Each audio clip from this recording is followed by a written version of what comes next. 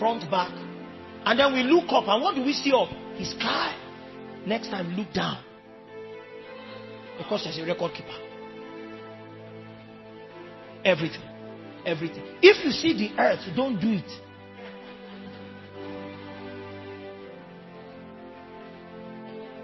Where was I? God opened that pathway so that man could choose, and man all by himself opened that path. But there is a way that path operates. That's why I was talking about what happens to a man on the path of perversion.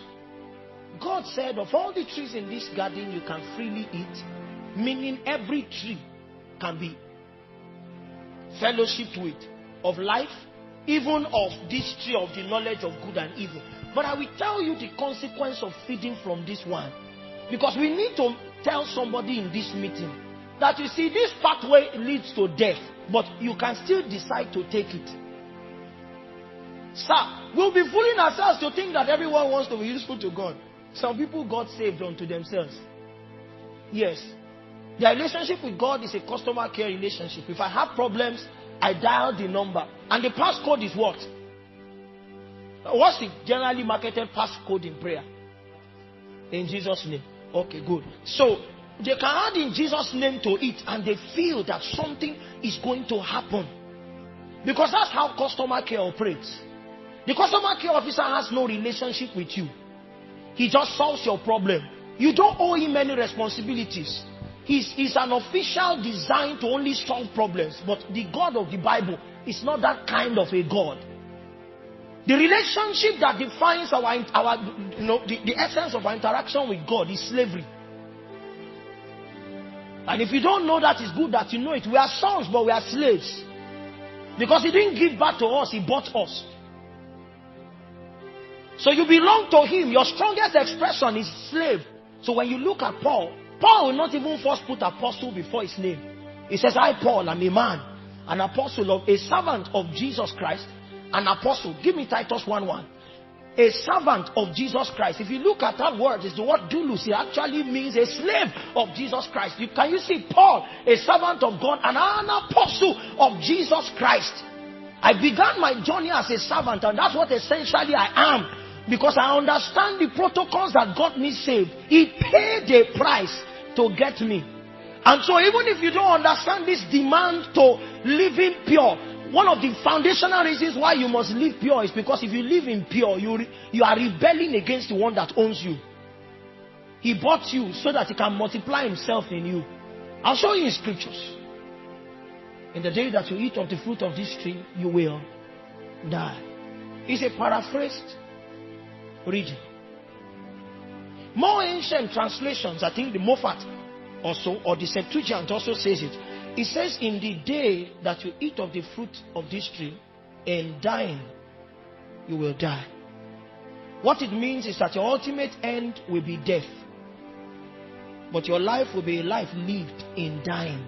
You will progressively die. When man ate of the fruit of that tree, one of the things man must have said was, hey, Miokusha, yes, because man had knowledge of what God said, but did not understand what in dying you will die meant. That what God means as death is separation from God. Final separation. So on the cross, what did Jesus shout? He didn't call God Father. What did he say? My God. Because it was not a father-son interaction. Man had not come under the fatherhood of God because Jesus was dying a representative death. He needed to address God in the only way that man could address him. It was man and God. He said, my God, why hast thou forsaken me?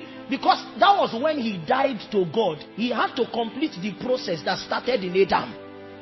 It was a journey of over 6,000 years in the direction of ultimate death. And Jesus had to finish the process, because until that process is finished, life cannot begin. So when you died in him, that process finished. However, if you understand what really happened, that process took us back into the garden. And now you are standing in front of your own tree. Your own tree. You could have said, Adam made the mistake for me. Yes, we got here because of Adam. Only unbelievers can say that line. A Christian cannot say we are here because of Adam. Because you have been the death of Christ has taken you before the fall of man. You are living your life now in Genesis chapter 2. In a garden you may not have discovered, but in a garden that has many trees that you can feed from, and a strange tree that you must not fellowship with. Unfortunately, the devil comes marketing the same utterances. Did God not say? Because what the enemy does is to take scriptures and then darken the counsel, to make it look as if some things don't matter. And you think that as long as tongues still come out of your mouth, then you are right with God. As long as you can still walk the miraculous. He uses things that are not what God uses to measure, to give you a measurement that is what it means to be right with God. You used a word here. One of them is to call sin weaknesses.